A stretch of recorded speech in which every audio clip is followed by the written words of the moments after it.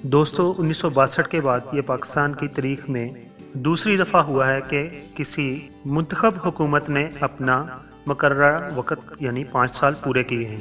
यानी 2008 के बाद पाकिस्तान पीपल्स पार्टी हुकूमत में आई तो उसने अपने 5 साल पूरे किए, और उसके बाद 2013 में मुस्लिम लीग नून हुकूमत में आई और उन्होंने अपने 5 साल पूरे किए। आज हम जिस शख्सियत की बात करने जा रहे हैं, उन्होंने आज से पाकिस्तान के केयर टेकर गवर्नमेंट कि वो प्राइम मिनिस्टर हैं, यानी मैं बात कर रहा हूँ नासरुल मलिक की। नासरुल मलिक पाकिस्तान के मारूफ सियाही मकाम स्वात, जो कि खैबर पख्तूनख्वा में वाक़या है, 17 अगस्त 1950 को पैदा हुए। आपके वालिद सेठ कामरान खान एक सियासतदान थे जो 1970 की दहाई में एक सेनेटर थे।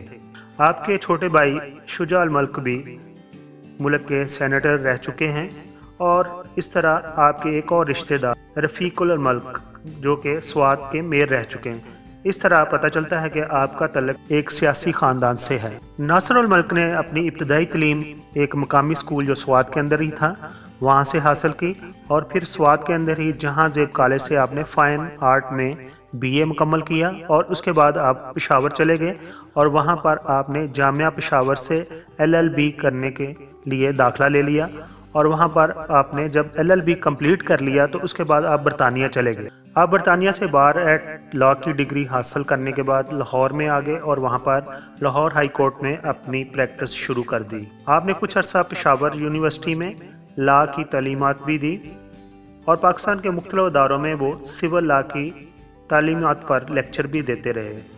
उन्होंने पेशावर हाई कोर्ट में तकरीबन 17 साल कानून की प्रैक्टिस की। आप 1981 में पेशावर लॉ बार के सेक्रेटरी जनरल भी रहे, और फिर 1990 से 1992 तक वो पेशावर हाई कोर्ट बार के सदर भी रहे। खैबर पख्तूनख्वा हुकूमत ने उन्हें 1993 से 1994 तक एडवोकेट जनरल की जिम्मेदारियां भी दी, और उन्होंने ये जिम्मेदारी बड़ी खुश असलूबी से निभाई। 6 जून 1994 को पेशावर हाई कोर्ट के जज मुकर्रर हुए और उन्होंने ये जिम्मेदारी तकरीबन 10 साल तक निभाई। 31 जुलाई 2004 को वो पेशावर हाई कोर्ट के चीफ जस्टिस मुकर्रर हुए। 1999 के बाद जब परवेज़ मुशर्रफ की हुकूमत आई तो परवेज़ मुशर्रफ ने PCO के तहत उन्हें हलफ उठाने के लिए कहा, लेकिन उन्होंने PCO के तहत हलफ उठाने से इनकार कर दिया, जिस पर उन्हें सुप्रीम कोर्ट से निकाल दिया गया। लेकिन जब परवेज़ मुशर्रफ की हुकूमत ख़त्म हुई और दोबारा कानून पाकिस्तान का बहाल हो गया तो उन्हें भी दोबारा जिम्मेदारी दे दी गई और उन्हें अपने ओहदा पर बहाल कर दिया गया। आपने 30 नवंबर 2013 से लेकर 6 जुलाई 2014 तक चीफ इलेक्शन कमिश्नर की भी जिम्मेदारियां निभाईं, और फिर 6 जुलाई 2014 को चीफ जस्टिस ऑफ पाकिस्तान का ओहदा उन्होंने संभाल लिया। आप जिरगा कानून के हक में नहीं थे। उनका ख्याल था कि जिरगा हमेशा से अच्छे फैसले नहीं करता, और क्योंकि वो खुद किसी को जवाबदेह नहीं होता। जैसा कि सबको मालूम है 2013 में जो इलेक्शन हुए उसके खिलाफ तहरीक के इंसाफ और उसके अलावा पाकिस्तान की दूसरी जो सियासी पार्टियां, उन्होंने कहा कि इस इलेक्शन में बहुत ज़्यादा धांधली हुई, और धांधली के ज़रिए ही पाकिस्तान मुस्लिम लीग नून ने इलेक्शन जीते।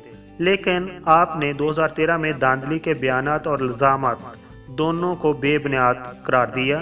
पाकिस्तान के साबिक़ वज़ीर आज़म यूसुफ रज़ा गिलानी को तौहीन अदालत का नोटिस जारी करने वाले भी जस्टिस नासरुल मलिक थे। चीफ जस्टिस नासरुल मलिक जब चीफ जस्टिस थे तो उन्होंने तकरीबन 15,000 से ज़्यादा मुकदमात जो हैं वो निपटाए हैं। 28 मई 2018 को उन्हें पाकिस्तान के निगरान वज़ीर आज़म मुकर्रर करने का फ़ैसला मुस्लिम लीग नून और पाकिस्तान की opposition party Pakistan Peoples Party ने इत्तेफाक राय से कर लिया, और इस तरह वो 1 जून यानी आज के दिन से वो पाकिस्तान के निगरान वज़ीर आज़म हैं। पाकिस्तान की अवाम उनसे उम्मीद करती है कि वो फेयर इलेक्शन करवाएंगे, अपनी जिम्मेदारियों को एहसन तरीके से निभाएंगे, ताकि पाकिस्तान में डेमोक्रेसी बहाल हो सके और पाकिस्तान में अवाम की हुकूमत अवाम के लिए आ सके और ऐसे काम कर सके जिससे पाकिस्तान तरक्की की राह पर गामजन हो सके। जैसा कि आपको मालूम है कि पाकिस्तानी फ़नकारों के बारे में, स्पेशली हमारे लेजेंड के बारे में यूट्यूब पर कोई जामिया इन्फॉर्मेशन मौजूद नहीं है, तो मेरी कोशिश है कि पाकिस्तान के जो लेजेंड अदाकार हैं, जो फ़नकार हैं और जो दूसरी शख्सियात हैं जो पॉपुलर हुई हैं और उन्होंने अपने काम से वतन की खिदमत की है, उनके बारे में इन्फॉर्मेशन को इकट्ठा करूँ, कंसोलिडेट करूँ और उनके बारे में एक वीडियो बनाऊँ। अगर आपको मेरी ये काविश पसंद आई हो तो प्लीज़ मेरे चैनल को सब्सक्राइब कीजिए। आप तमाम दोस्तों का एक बार फिर शुक्रिया।